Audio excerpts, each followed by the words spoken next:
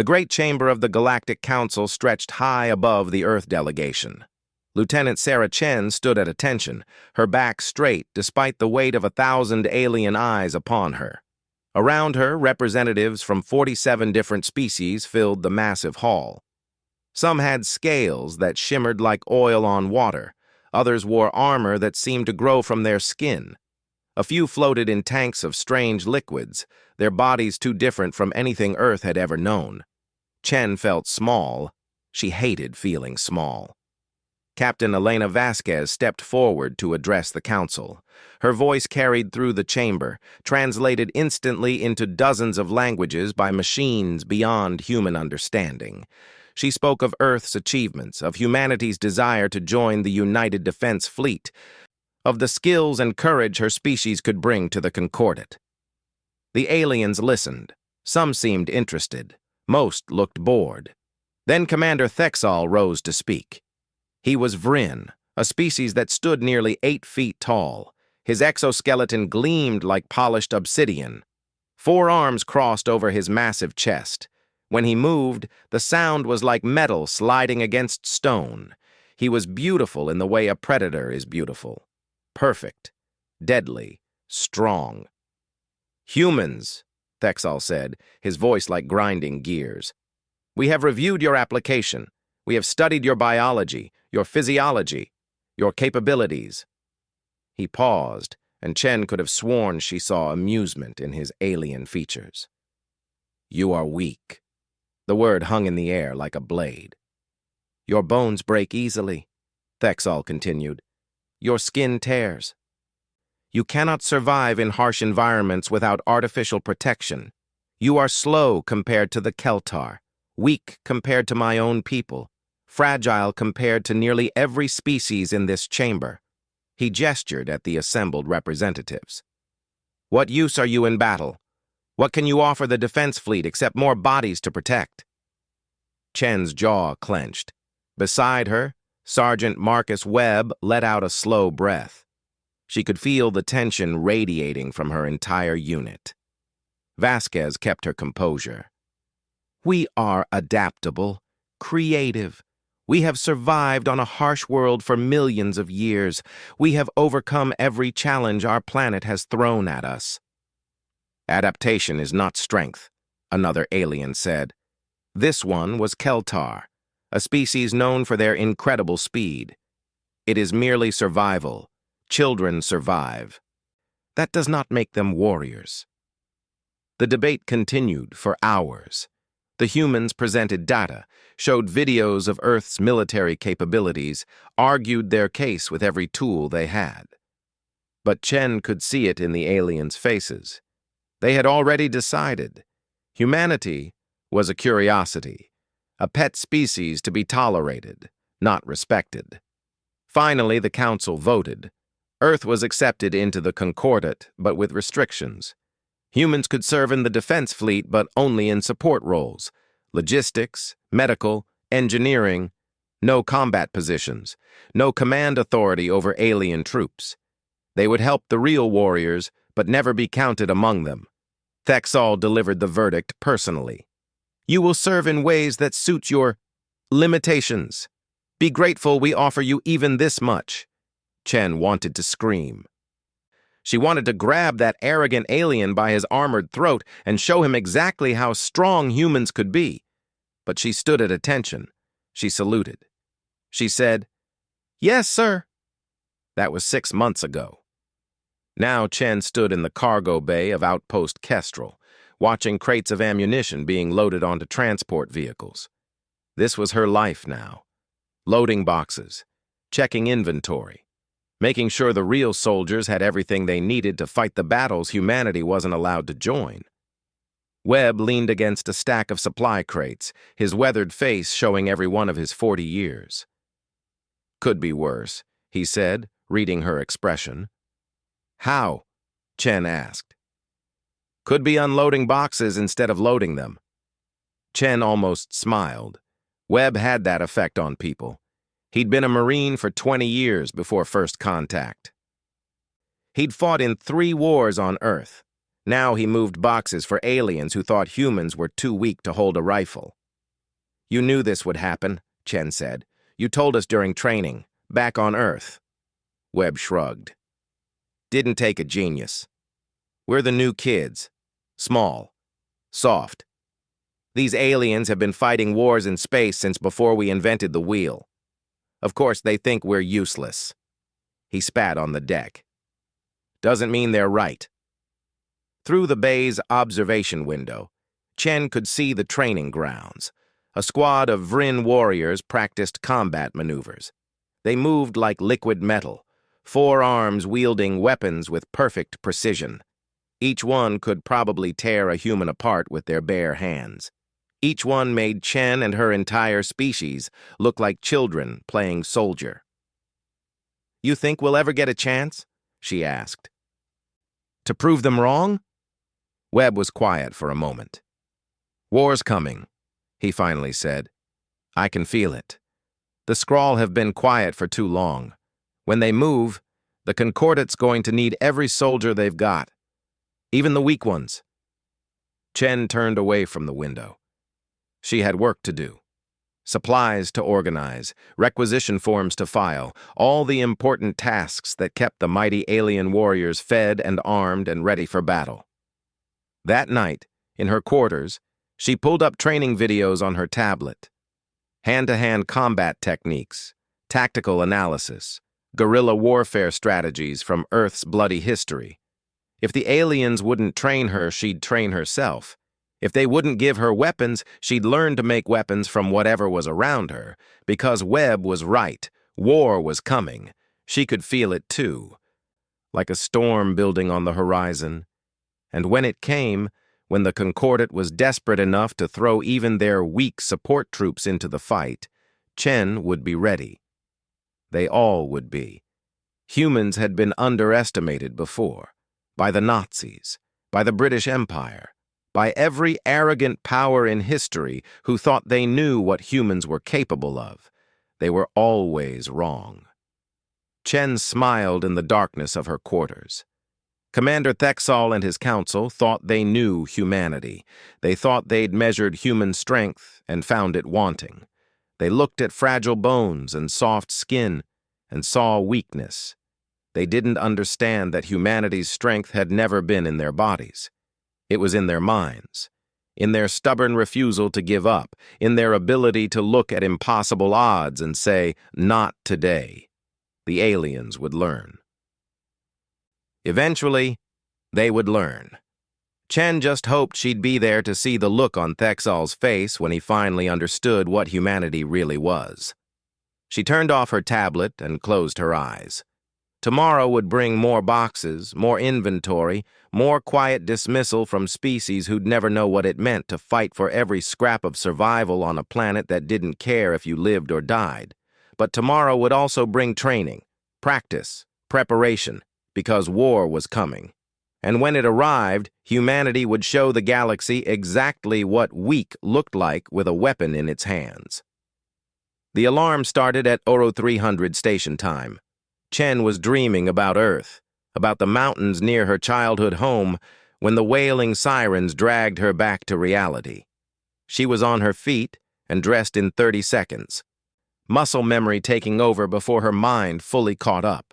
The corridor outside her quarters was chaos. Aliens ran past in full combat gear. The Vryn moved like living tanks. The Keltar were blurs of speed. A Mothian engineer fluttered past, its wings beating frantically, calling out warnings in its musical language. Chen grabbed a passing Keltar officer. "What's happening?" "Skrull," the alien hissed. "Everywhere. They've hit 6 outposts. We're next." Then it was gone, moving too fast for human eyes to follow. Skrull.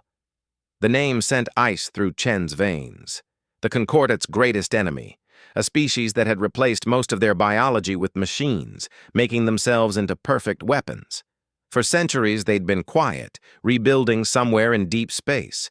Everyone knew they'd return eventually. Everyone hoped it wouldn't be today. Chen ran to the armory where her unit was gathering. Webb was already there, checking equipment with practiced efficiency. Captain Vasquez stood at the central console, her face grim. "Listen up," Vasquez said as more humans arrived. "Skrull forces have bypassed the outer defenses. They'll be here within the hour. All combat personnel are moving to defensive positions. We're to remain here and prepare for possible evacuation of critical supplies." "We're staying in the armory?" Chen couldn't believe it. "While everyone else fights?" "Those are our orders, Lieutenant." Vasquez's voice was sharp. "The Concordat didn't put us in combat positions. We follow our assignments." Chen wanted to argue, but Webb caught her eye and shook his head slightly. Not now. Not yet. They waited. Minutes crawled past. The station shuddered as weapons fire struck the outer hull. Through the walls, they could hear the muffled sounds of battle, screaming, explosions, the distinct whine of Vryn plasma weapons, and the deeper boom of Keltar railguns. Then the command channel crackled to life. "All units, this is Commander Thexol. The Skrull have breached sections 7 through 12. They're in the station. Heavy casualties. We need reinforcements at every position. All available personnel report to—" The transmission cut off with a burst of static and what might have been a scream. Vasquez stared at the console. Her hands were shaking. "They're inside. The Skrull are inside the station." "Captain," Webb said quietly, "we need to move. Now." Our orders were written by people who thought this station would hold." Webb's voice was calm but firm. "It's not holding. We can either sit here and wait to die, or we can help." Chen stepped forward. "He's right, Captain. We're soldiers. We don't hide while others fight our battles." For a moment, Vasquez looked like she might refuse. Then something hardened in her expression. "Gear up. Standard loadout. If anyone asks, we're moving supplies to secure locations, which we are. Those supplies just happen to be us." The armory held weapons designed for human use, not as powerful as Vryn plasma rifles, not as precise as Keltar targeting systems. But enough. Chen grabbed an assault rifle, checked the magazine, slung extra ammunition across her chest. It felt good to hold a weapon again. To be doing something other than counting boxes. They moved out in 2 teams. Vasquez led one group toward the command center. Chen took the other toward the sound of heaviest fighting. The corridors were a nightmare. Bodies lay everywhere. Most were aliens, their advanced armor torn open by Skrull weapons. The Skrull were efficient, brutal. They didn't just kill, they dismantled. Chen's team rounded a corner and came face to face with 3 Skrull soldiers. They were horrifying. Once they might have been living creatures, but now they were more machine than flesh. Metal limbs, sensor arrays instead of eyes, weapons built into their bodies. The Skrull raised their weapons. Chen's team opened fire first. Human weapons were primitive by Concordat standards. They used chemical propellants instead of plasma. Metal slugs instead of energy beams. The aliens had laughed at them during training. Too simple, too crude, too weak. But they worked. The first Skrull went down, its chest torn open by concentrated fire. The second took 3 bullets to its sensor cluster before it dropped. The third managed to fire once, its plasma bolt searing past Chen's head close enough to singe her hair before Webb put it down with a short burst. "Keep moving," Chen ordered. Her heart was pounding. Her hands were steady. They found the Vryn defensive line 30 meters ahead, or what was left of it. A dozen Vryn warriors were pinned down by overwhelming Skrull forces. Their weapons fire was slowing, running low on ammunition. Bodies lay scattered around them. And there, in the center of the defensive position, was Commander Thexol.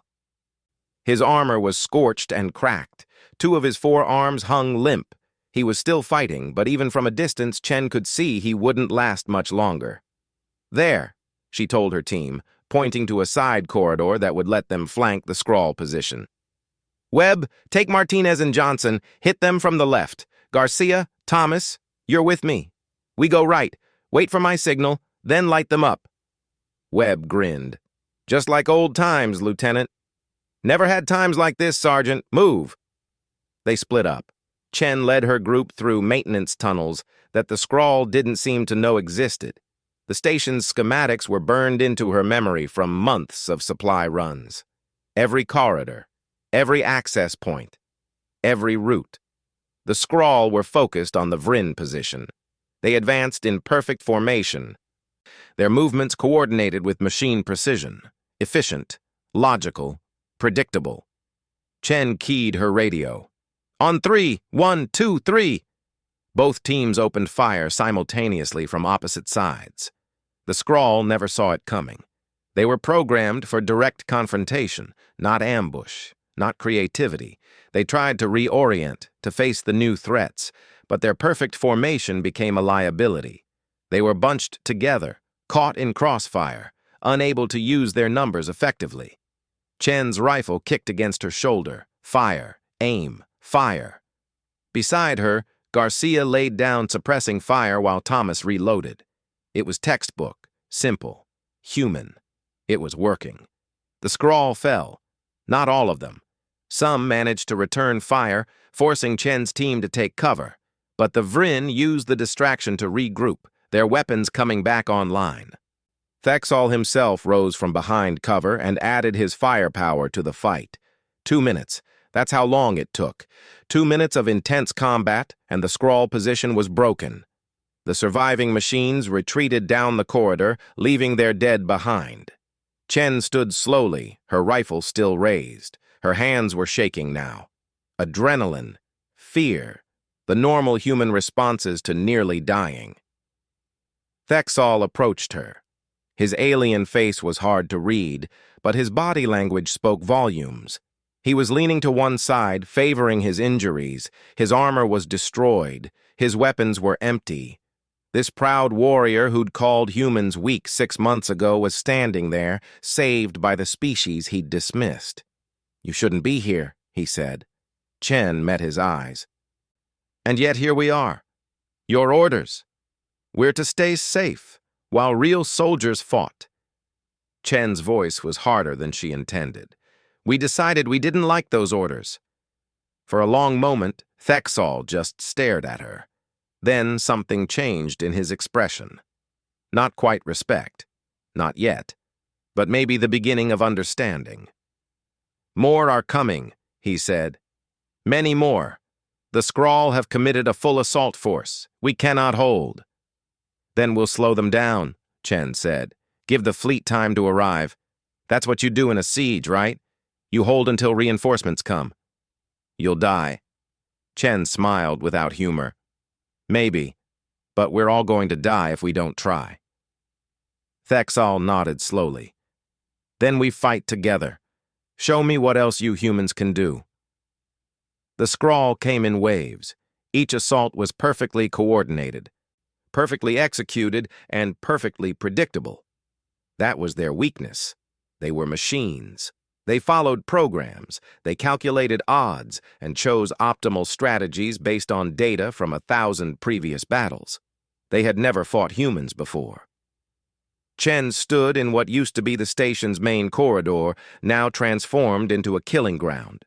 Her team had spent 2 hours preparing, setting traps, creating choke points, building defenses from whatever they could find. Cargo containers, maintenance equipment, sections of wall plating torn free and stacked like sandbags.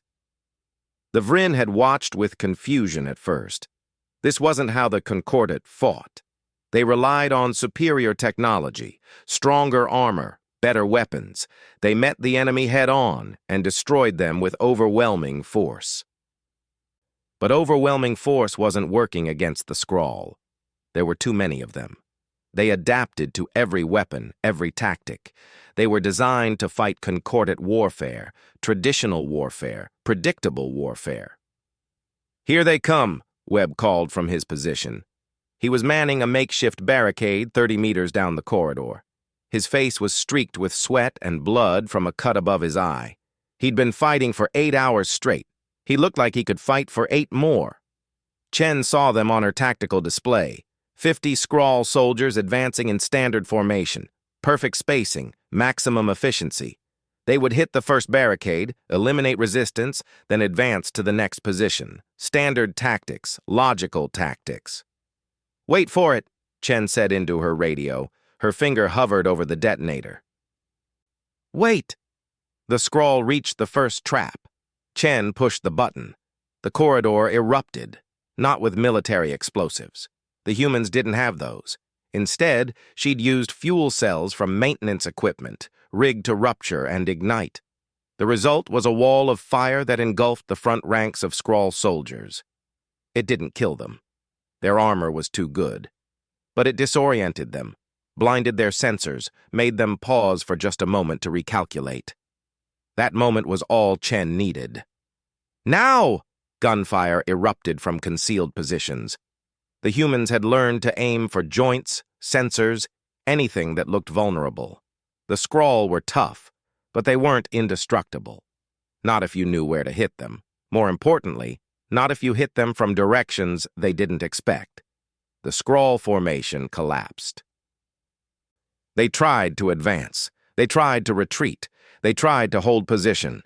Each time they chose a response, the humans changed tactics. It was chaos, beautiful, unpredictable chaos. "Fall back," Chen ordered after 90 seconds. "Next position." Her team retreated in good order, exactly as practiced. The Skrull pursued right into the next kill zone. Another explosion, more gunfire, more mechanical bodies hitting the deck. Thexol fought beside them now. He'd learned to follow Chen's orders, to trust human instincts even when they seemed insane. When she told him to hide instead of charging forward, he hid. When she told him to create noise and distraction instead of silence and stealth, he did it. "Your tactics make no sense," he said during a brief lull. They were crouched behind an overturned cargo hauler, catching their breath while the next Skrull wave organized. "That's the point," Chen replied. She was checking her ammunition. Running low. Everyone was running low. "The Skrull are programmed to fight logically. We fight illogically. Keep them confused. Keep them reacting instead of planning. But you are not fighting randomly. There is strategy here." Chen smiled. "There's always strategy. We just hide it behind chaos." She slammed a fresh magazine into her rifle. "It's called misdirection. We learned it from magicians." Magicians? People who make you look at one thing while they do something else. Like right now. While they're focused on us here, Garcia's team is rigging the environmental controls. As if on cue, the corridor's temperature dropped. Rapidly. The Skrull relied on thermal imaging. Sudden temperature changes played havoc with their sensors. "That's our cue," Chen said. "Move." They fought for 18 hours straight, then 24, then longer. Time stopped meaning anything. There was only the next fight, the next trap, the next desperate scramble to slow the endless Skrull advance. The aliens began to understand, not just Thexol, but all of them. They watched humans fight through injuries that should have incapacitated them. Sergeant Martinez took a plasma bolt to the shoulder and kept firing with one hand. Thomas fought for 2 hours with 3 broken ribs. Webb's left arm was shattered, but he used his right to drag 2 wounded Vryn to safety, while Skrull fire tore up the walls around him. "How?" a young Vryn warrior asked Chen during another brief respite. His name was difficult for human mouths to pronounce. Chen called him Tick. "How do you continue? Your bodies are damaged. You should be in medical. You should be unable to fight." Chen looked at her hands. They were shaking. She was exhausted, hungry, scared. Her entire body hurt. "Pain is just information," she said. "It tells you something's wrong, but it doesn't make you stop. Not if there's something worth fighting for. The Concordat trains us to withdraw when injured, to preserve ourselves for the next battle." "That's smart," Chen admitted. "Logical. But sometimes there is no next battle. Sometimes there's only now, only this moment. You can withdraw and survive, or you can fight and maybe win." She checked her rifle again, almost out of ammunition. They were all almost out. We choose to fight. The command center contacted them on hour 36. Captain Vasquez's voice was strained. Chen, the fleet is 6 hours out. Can you hold? Chen looked around. Her original unit of 12 was down to 8. The Vrin forces were less than half strength. The station was falling apart. Bulkheads were breached. Life support was failing in multiple sections. They were running on willpower and spite. "We'll hold," she said. "That's not an analysis, Lieutenant. That's hope." "Hope's gotten us this far, Captain. We'll make it stretch a little further." The next Skrull wave hit an hour later. They'd adapted to human tactics. They were learning. That should have been terrifying. Instead, Chen felt a grim satisfaction. If they were learning, it meant humans were teaching them something new. This time, the Skrull came from 3 directions simultaneously. They'd breached the hull in multiple locations. Standard defensive positions were useless. The humans were surrounded. Webb laughed when he saw the tactical display. Actually laughed. "They think they've got us." "They do have us," Garcia pointed out. "No, they've got us contained. That's different." Webb looked at Chen. "What do you think, Lieutenant? Time for something really stupid?" Chen understood immediately. They'd discussed it, planned for it, hoped they wouldn't have to use it. It was insane, suicidal, probably wouldn't work. It was perfect. "Do it," she said. 10 minutes later, the Skrull breached the last defensive position. They poured into the command center, weapons ready, expecting final resistance. Instead, they found it empty. The humans were gone. The Vrin were gone. Everyone had vanished. The Skrull paused, calculating, analyzing. Where had the defenders gone? What was the optimal response? Their tactical programs churned through possibilities. They never considered that the humans had led them into a trap. That every retreat, every defensive position, every desperate stand had been moving the Skrull exactly where Chen wanted them, concentrating them, bunching them together in the most structurally weak section of the station, the section where Chen had spent the last hour rigging every remaining explosive she could find. She pressed the detonator from her position 3 levels away. The explosion was massive.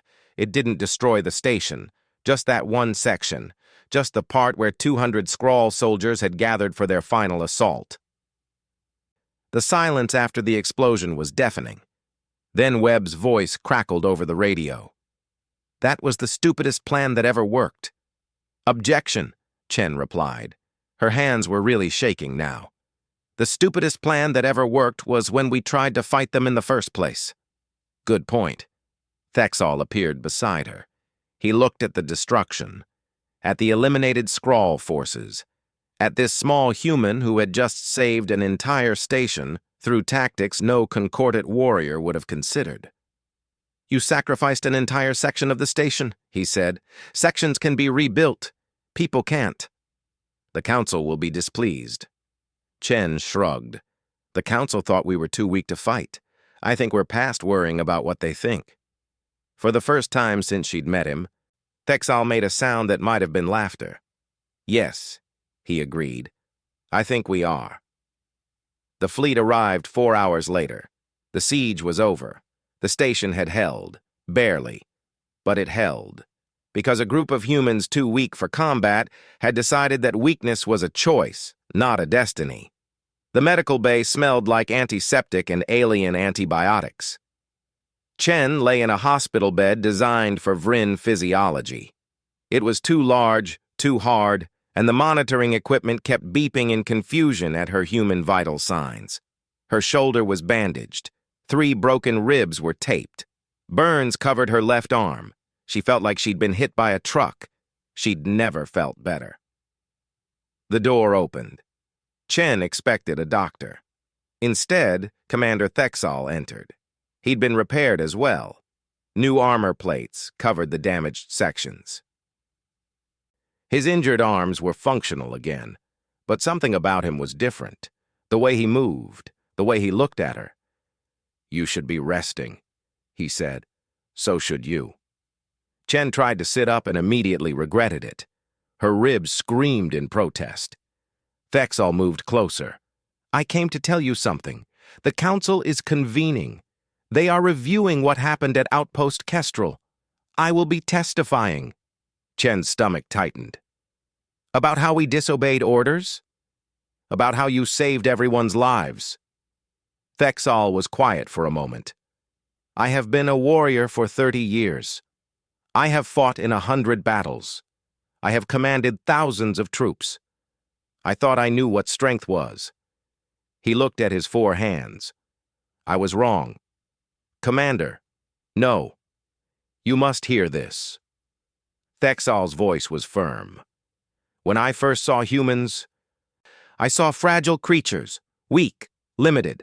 I looked at your soft bodies and thought you could never be warriors. I was thinking like a Vryn. Strength is armor. Strength is weapons.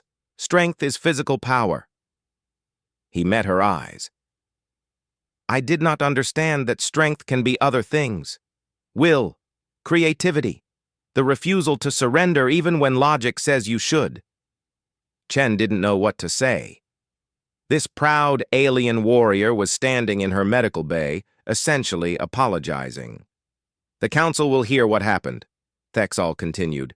They will hear how 47 humans held against an army, how you used tactics we had forgotten, how you saved not just yourselves, but all of us. He straightened. The restrictions on human combat roles will be lifted. You have earned that right with blood. After he left, Chen closed her eyes. She should have felt triumphant, vindicated. Instead, she just felt tired. 3 weeks later, Chen stood before the Galactic Council again. This time was different. The chamber wasn't filled with dismissive looks. The aliens watched her with something new in their expressions. Respect, maybe even a little fear. The council leader, ancient Mothian, spoke in her musical voice. Lieutenant Sarah Chen, your actions at Outpost Kestrel have been reviewed. The combat footage has been analyzed by our best strategists. They are impressed. That was an understatement. Chen had watched the footage herself. What she'd seen was chaos. Desperate fighting. Moments where they should have died but somehow didn't. It didn't look impressive to her. It looked like barely controlled panic. But the aliens saw something else. They saw tactics they'd never considered. Strategies that defied their understanding of warfare. Humans fighting in ways no species in the Concordat had fought for thousands of years. We were wrong, the council leader continued. We judged your species by physical measures alone. We did not see the strength of your minds, your hearts, your spirits. She paused. All restrictions on human combat roles are hereby lifted. Humans will be integrated into the United Defense Fleet as full combat personnel. The chamber erupted in discussion. Some species approved. Others seemed uncertain. Chen didn't care. She'd proven what needed proving. The rest was just politics. But the council leader wasn't finished. Furthermore, we are authorizing the creation of experimental mixed species units. Humans will serve alongside other species, teaching them your tactics while learning their strengths. These units will be elite forces, special operations. Now Chen was listening. Lieutenant Chen, you are promoted to commander. You will lead the first of these new units. Designated Spearhead Unit 1. The council leader looked at her steadily. You will select your team, human and alien. You will train them. And you will deploy them where they are needed most. Chen's mind raced. A mixed unit, combining human creativity with alien strength and technology. It could work. It could be incredible. I have a request, she said. The council leader tilted her head. Speak. I want Commander Thexal as my second in command. The chamber went silent. A human commanding a Vryn? It was unprecedented, unthinkable. The Vryn were proud warriors, ancient and powerful. They didn't serve under other species, especially not ones they'd called weak. Thexal rose from his position. Every eye in the chamber turned to him. Chen held her breath. She'd asked him privately, and he'd agreed, but that was different from accepting in front of the entire council. "I accept," Thexol said. His voice carried clearly through the chamber. "I have fought beside humans. I have seen what they can do. Commander Chen saved my life and the lives of my warriors. I would be honored to serve under her command." The chamber erupted again, this time in shock. But the council leader simply nodded. "So be it. You have 3 months to assemble and train your unit. Then we will give you your first mission." The next weeks were a blur. Chen selected her team carefully. Sergeant Webb was her first choice. He'd been offered promotion and his own command, but refused. "I've been following your orders since Earth, Lieutenant. Sorry, Commander. Not stopping now." She recruited Martinez and Garcia. She added Tick, the young Vryn warrior who'd asked about human endurance.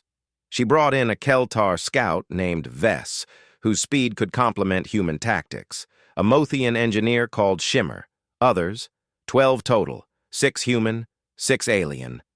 The training was brutal. She pushed them harder than she'd ever pushed anyone.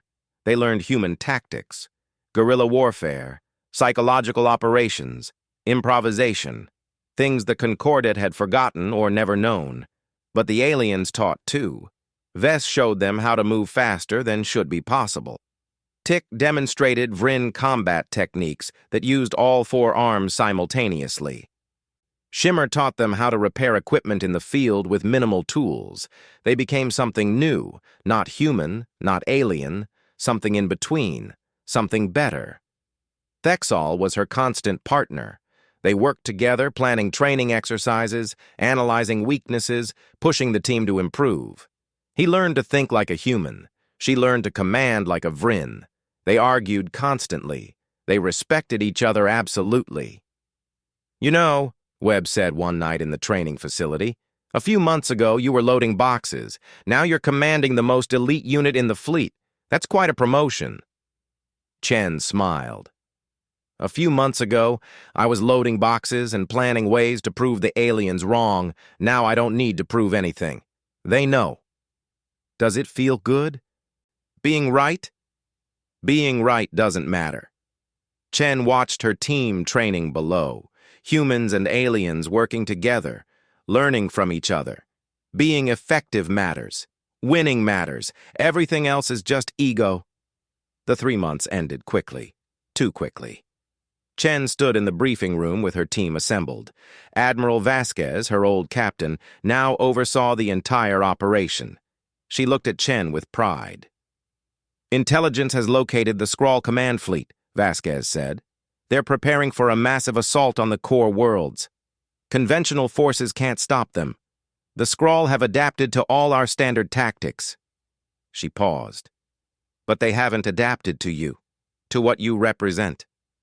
A hologram appeared, a massive Skrull carrier, heavily defended, the heart of their entire military operation. "Your mission is simple," Vasquez continued. "Infiltrate that ship, disable their fleet coordination, give our forces a chance to break their assault." She looked at each team member. "No one expects you to survive this. The odds are impossible, but then you've already done impossible things." Chen studied the hologram. It was a suicide mission. Everyone in the room knew it. Everyone had volunteered anyway. "When do we leave?" she asked. 6 hours. Get your gear. Make your peace. Do whatever you need to do." Vasquez's voice softened. "I'm proud of you, Commander. All of you. You've changed everything. No matter what happens on this mission, you've already won the most important battle."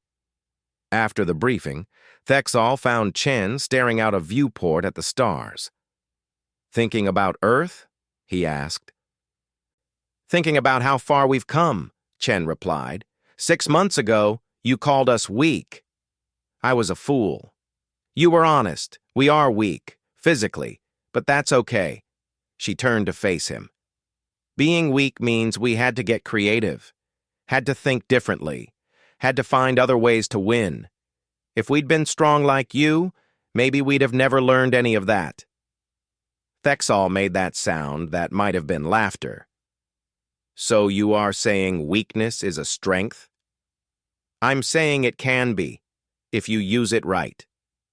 6 hours later, Spearhead Unit 1 boarded their stealth ship. The mission had begun.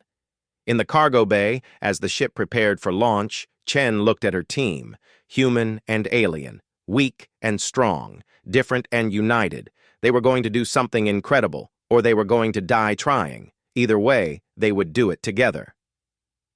The Skrull command carrier hung in space like a metal moon. It was 5 kilometers long, bristling with weapons, surrounded by a fleet of smaller ships. Getting inside should have been impossible. Should have been. Chen watched from the stealth ship as Shimmer worked at the sensor station. The Mothian's wings fluttered nervously. Their scanning patterns are predictable, very logical, very thorough. There is a window every 43 seconds where we can approach undetected. 43 seconds isn't much time, Garcia said. Then we better not waste any of it, Chen replied. Shimmer, get us in that window. Everyone else prep for breach. The stealth ship slipped through space, invisible to Skrull sensors. Shimmer's timing was perfect. They latched onto the carrier's hull without triggering alarms. The hard part was done. Now came the impossible part. The breach was quick and violent. They cut through the hull and poured inside before the Skrull could respond. Chen led the way, her rifle ready. The interior of the ship was dark and cold. Everything was metal and angles, nothing soft, nothing living. Just machines and the creatures who'd chosen to become machines. 2 teams, Chen ordered. Thexal, take your group to the power core, create as much chaos as possible. Make them think that's our real target. My team goes for the command center. We'll disable their fleet coordination from there. Thexal nodded. Before he left, he clasped Chen's shoulder with one of his 4 hands. For the Concordat, he said. For humanity, Chen replied. For everyone. They split up. Chen's team moved through the corridors like ghosts. Webb had point. His instincts were still the best she'd ever seen. He'd signal them to stop, to hide, to move, always, just before Skrull patrols appeared. They avoided 3 encounters before they had to fight. When they did fight, it was brutal and efficient. The Skrull in close quarters weren't as dangerous. They relied on coordination, on supporting each other. In the tight corridors, human tactics worked better, fast, aggressive, unpredictable. They reached the command center 40 minutes after breach. Too easy. Chen knew it was too easy. It's a trap, Martinez said, voicing what they were all thinking. Of course it is, Chen agreed. They knew someone might try this. They've been learning from us, adapting. She checked her weapon. Doesn't matter. We're here. We do the mission. They breached the command center and found exactly what Chen expected. 50 Skrull soldiers waiting. The command consoles were there, unguarded, almost inviting. All they had to do was reach them, through an army. Webb laughed. You know, I'm getting too old for this. You've been saying that for 20 years, Sergeant. And I've been right for 15 of them. He checked his rifle. One more fight? Why not? They fought. The Skrull had learned human tactics, but learning isn't the same as understanding. They tried to predict what Chen would do. They failed, because Chen wasn't following a plan anymore. She was improvising, creating strategy in real time, doing the one thing machines could never fully replicate. She was being human. Her team moved like they'd trained together for years instead of months. Garcia laid down covering fire. Martinez flanked. Vess used her speed to create confusion. Tick's 4 arms wielded weapons with devastating efficiency. They pushed forward, meter by meter, body by body.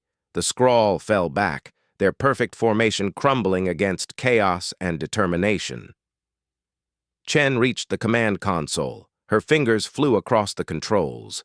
It was alien technology, but Shimmer had taught her. She accessed the fleet coordination protocols, started the shutdown sequence. Alarms blared. The Skrull realized what was happening. Too late to stop it, but not too late to take revenge. We need to go, Garcia shouted. Now! Almost done, Chen replied. The shutdown was cascading through the Skrull network. Every ship in their fleet was losing coordination, losing the ability to work together. They would still be dangerous, but the Concordate fleet could fight them now, could win. Chen! Webb's voice was urgent. She looked up. The Skrull were regrouping. Dozens more poured into the command center. Too many, even for them. Someone needed to stay, to make sure the shutdown completed, to buy time for the others to escape. Chen saw Webb looking at her. She saw him understand what she was thinking. She saw him make his decision before she could stop him. No? She said. Yes, Webb replied. He grabbed her by the shoulders. You're the commander. The mission needs you. The Concordate needs you. He smiled. I'm just an old sergeant who should have retired years ago. Marcus? Get them out, Sarah. It was the first time he'd used her first name. Get them home. Tell them we won. He shoved her toward the exit. Then he turned back to face the Skrull. His rifle was almost empty. His armor was cracked. He should have been exhausted. Instead, he looked more alive than Chen had ever seen him. Come on, he shouted at the Skrull. Let's see what you've got. Chen ran. She hated herself for running. But Webb was right. The mission, the team, they mattered more than any one person, even him, especially him. They fought their way back to the breach point. Behind them, explosions rocked the ship. Webb had found the reactor. Of course he had. One last act of chaos to cover their escape. The stealth ship pulled away just as the Skrull carrier began to tear itself apart. The fleet coordination was down. The command ship was destroyed. The mission was complete. Chen watched the carrier explode. She didn't cry. Soldiers didn't cry on mission. But her hands were shaking. They wouldn't stop shaking. Thexol's team was waiting at the rendezvous. They'd succeeded too. The Skrull fleet was in disarray. The Concordate forces were pushing forward. The war was turning. But Webb was gone. The battle lasted for 6 more hours. The Concordate fleet, freed from facing coordinated Skrull tactics, pushed them back, destroyed them, won decisively. It was the turning point of the war. Historians would call it the greatest military victory in Concordate history. Chen barely noticed. 3 months later, the war ended. The Skrull retreated to their territory, broken and defeated. The Concordate had won. Humanity had proven itself. Everything Chen had fought for had come true. She stood in front of a memorial wall in the new training facility. Webb's name was carved there. Along with others who'd fallen, human and alien together, united in death as they'd been in life. He saved us all, Thexol said, appearing beside her. His sacrifice gave us victory. I know. Does that make it easier? No. Chen touched Webb's name. But he wouldn't want it to be easy. He'd tell me to stop moping and get back to work. Then that is what we should do. The training facility was full of new recruits. Mixed species teams were now standard across the fleet. The humans had taught them, changed them, made them better. A young Keltar approached Chen nervously. Commander, I have a question. Go ahead. Is it true humans were once called weak?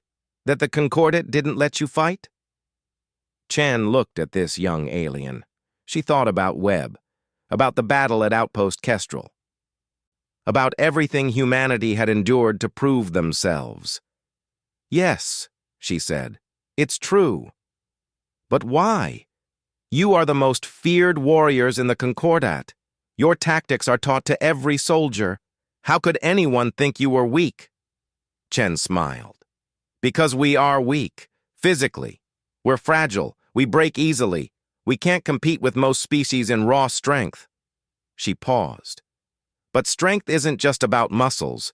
It's about will, creativity, the refusal to give up. Those things can't be measured in a laboratory. Thexol stepped forward. Humans taught us something we had forgotten. They taught us that weakness is not a destiny. It is a challenge. And how you respond to that challenge defines you. He looked at Chen. They taught us to fight not with what we have, but with everything we are. The young Keltar nodded slowly. I understand, or I think I do. You'll learn, Chen said. We'll teach you. Not just tactics, not just skills. We'll teach you what it means to be human. Because being human isn't about being born on Earth. It's about how you face impossible odds. It's about standing up when everyone says you should stay down.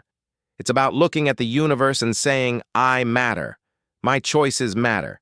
And I will fight for what's right, no matter what. That night, Chen returned to her quarters. She opened a drawer and pulled out a worn photograph. Webb had given it to her during training. It showed their unit on Earth, before first contact, before any of this began. They looked so young, so certain the universe would be impressed by humanity. They'd been wrong. The universe hadn't been impressed. It had been dismissive, contemptuous. It had called them weak. So they'd shown the universe what weak really meant. They'd shown it that weak could fight, weak could win, weak could change everything. Chen placed the photograph back in the drawer. Tomorrow she'd train more recruits. She'd pass on Webb's lessons. She'd make sure his sacrifice meant something. Outside her window, mixed species crews worked on warships. Humans served alongside Vryn, Keltar, Mothian, and dozens of others. They worked together, fought together, bled together. The aliens had called humans weak. They'd been right. Humans were weak. But they'd learned something the aliens never expected. That weakness could be a strength. That limitations could breed creativity. That being fragile meant learning to fight smarter, not harder. The galaxy had learned that lesson the hard way. And now, every soldier in the Concordat learned it too. They learned to fight like humans, to think like humans, to never give up like humans. Because in the end, that was humanity's greatest gift to the galaxy. Not technology, not weapons, not even tactics. It was hope. The simple, stubborn, absolutely human belief that no matter how dark things got, no matter how impossible the odds, there was always a way forward, always a chance, always hope. And as long as there was hope, there was fight. And as long as there was fight, there was victory.